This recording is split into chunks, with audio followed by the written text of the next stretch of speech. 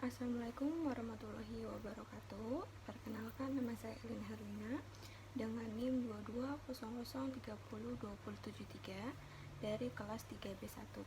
Di sini saya ingin menjelaskan tentang buku 10 dan 11 dengan usaha produk tanaman hias. Yang pertama, buku 10 yaitu identifikasi akses, pembiayaan atau modal usaha baru.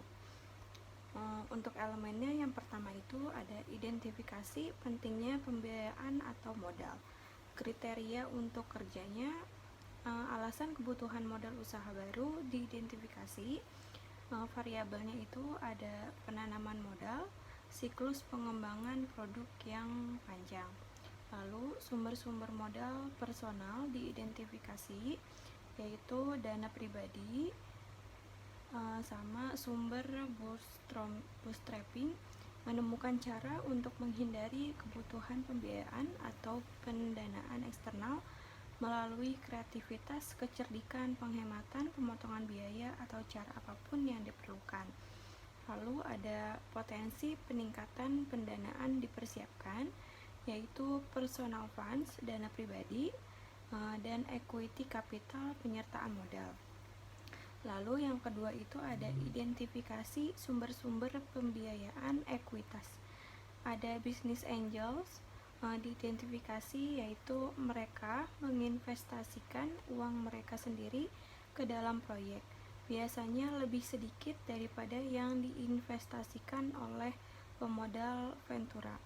Lalu ada mereka berinvestasi sesuai dengan kelayakan proyek dengan harapan keuntungan di masa depan.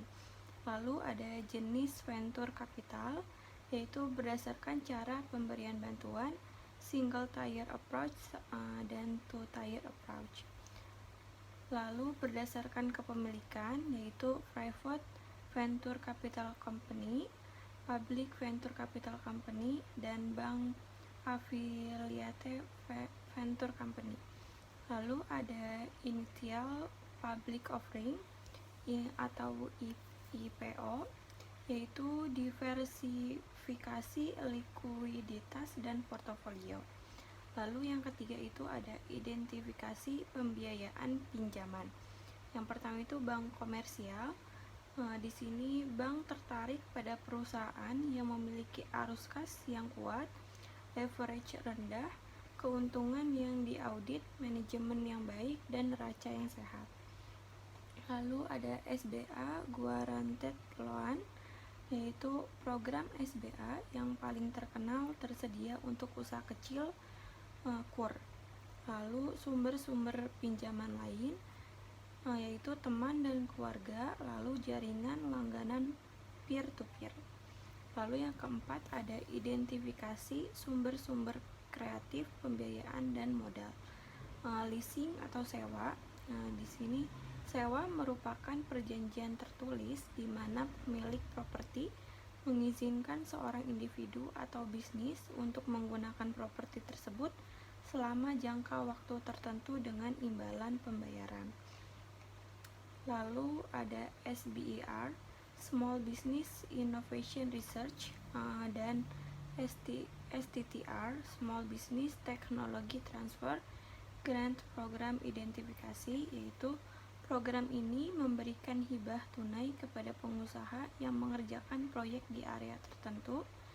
Lalu program SBIR adalah program hibah kompetitif untuk usaha kecil di tahap awal dan proyek pembangunan. Lalu di sini ada buku 11 yaitu identifikasi dan evaluasi peluang pemasaran. Yang pertama itu langkah-langkahnya identifikasi peluang pemasaran. Kriteria kinerjanya itu informasi tentang kebutuhan pasar dan jenis pemasaran dianalisis untuk mengidentifikasi peluang pemasaran. Hasilnya itu kinerja pesaing, kebutuhan pelanggan, tren dan perkembangan pasar.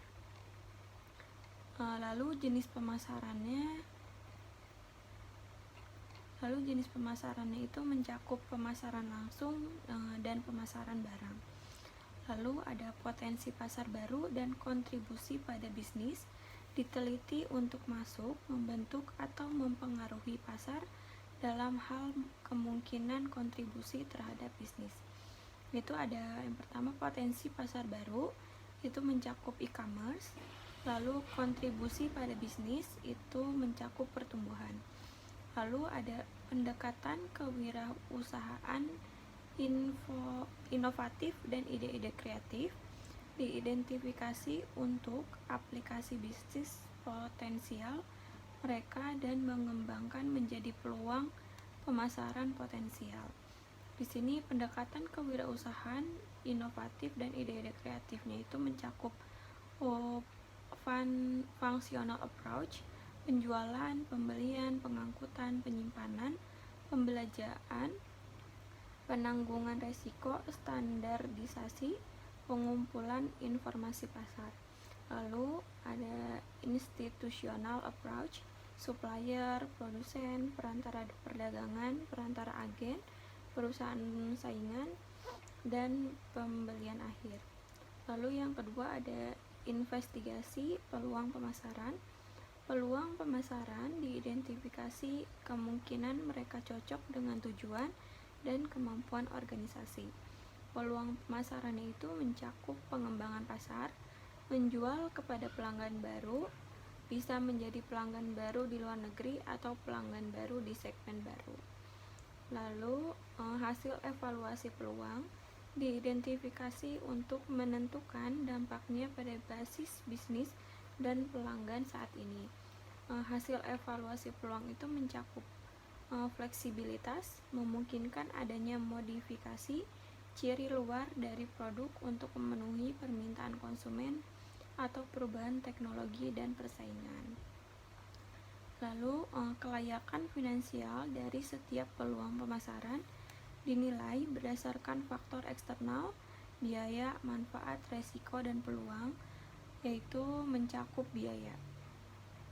Lalu ada kemungkinan strategi pesaing potensial, diidentifikasi dari pesaing dengan produk atau jasa yang sama. Strategi pesaing itu mencakup periklanan ekstensif.